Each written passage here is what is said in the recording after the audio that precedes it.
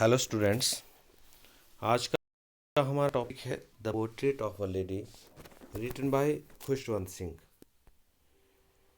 बच्चों, मैंने आपको ये जो हमारी एक्सप्रेशंस हैं चैप्टर के बिगनिंग में, शुरुआत में, notice these expressions in the text, infer their meaning from the context. इनका मीनिंग मैंने आपको इंग्लिश और हिंदी में भेजा था, फिर भी हम थोड़ा सा डिस्कस करते हैं। The thought was almost revolting. First हमारी एक्सप्रेशन है, मतलब कि ये जो विचार था इसके ऊपर विश्वास नहीं किया जा सकता था, बड़ा अजीब लगता था। दूसरी हमारी एक्सप्रेशन है an expense of pure white serenity, यानी कि जो दादी माँ थी उनके चेहरे पर श्वेत शांति छाई रहती थी। अ टर्निंग पॉइंट, ऐसा समय जब हमारी ज़िंदगी में कोई बहुत बड़ा बदलाव आए। Accepted her seclusion with resignation, अपने एकांतपन को उसने बड़ी आसानी से, सहजता से स्वीकार कर लिया। अ वेरिटेबल बेडलम ऑफ चिरपिंग्स, पक्षियों की चहचहाट से हुआ शोर शराबा। फ्रिबलस रिवोक्स, प्यार से बिना किसी कारण से यूं ही डांट डपट। The sagging skin of dilapidated drum, पुराने पड़े ढोल की ढीली खाल। आगे हम चैप्टर को शुरू करेंगे। My grand mother like everybody's grand mother was an old women. मेरी दादी माँ और लोगों की, सबकी दादी माँ की तरह एक बूढ़ी औरत थी। She had been old and wrinkled for the 20 years that I had known her. लगभग 20 सालों से जब से मैं उसको जानता था, वो वैसी ही बूढ़ी और रिंकल्ड वर्ड को हम देखेंगे, रिंकल्ड थी यानी कि झुर्रियों वाली थी।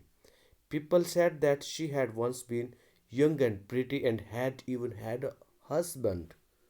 लोग कहते हैं कि वो उसकी कभी एक हस्बैंड होते थे और बहुत सुंदर और यंग एंड प्रीटी, जवान और सुंदर हुआ करती थी। क्योंकि मैंने अपनी दादी माँ को बूढ़े देखा, लेकिन लोग कहते थे कि वो कभी जवान और सुंदर थी और उनके कोई हस्बैंड भी थे, ऐसा लोग कहते थे।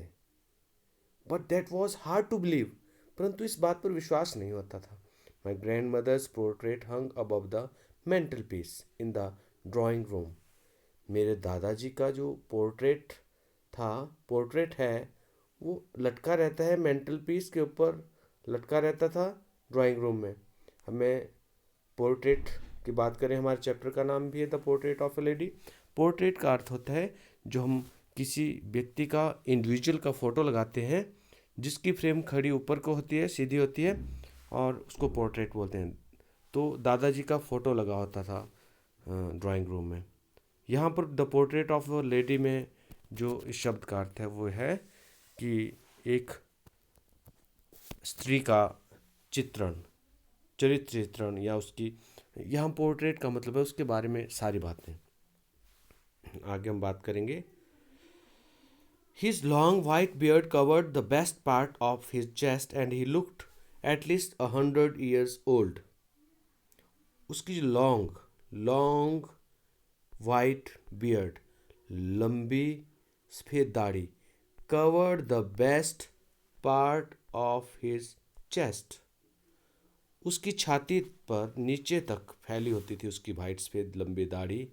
And he looked at least 100 years old, और वो लगभग 1 साल की उम्र वाले व्यक्ति लगते थे। He did not look the sort of person who would have a wife और चिल्ड्रन। वो एक ऐसे आदमी नहीं लगते थे जिनकी कोई पत्नी होगी, बच्चे होंगे।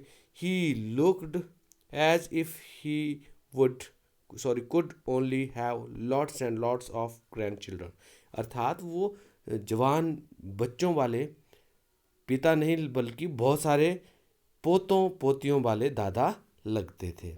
अब सॉर्ट ऑफ पर्सन, इस प्रकार का व्यक्ति जिसकी कैसे लॉट्स ऑफ ग्रैंड चिल्ड्रन हो। As for my grandmother being young and pretty the thought was almost revolting. यहाँ पर वो यूज़ हो गया फर्स्ट जो हमारी एक्सप्रेशन थी उसका, the thought what almost revolting, मतलब विश्वास ही नहीं होता था, ऐसे विचार जिसके ऊपर विश्वास ना हो। अगर मेरी दादी माँ की बात करें कि वो यंग एंड प्रिटी थी, तो सुंदर और जवान थी, तो ये बात विश्वसनीय नहीं थी। She often told us of the games she use to play as a child. वो अक्सर बताया करती थी हमें कि बचपन में वो कौन सी गेम्स खेलती थी। That seemed quite absurd and under undignified on her part.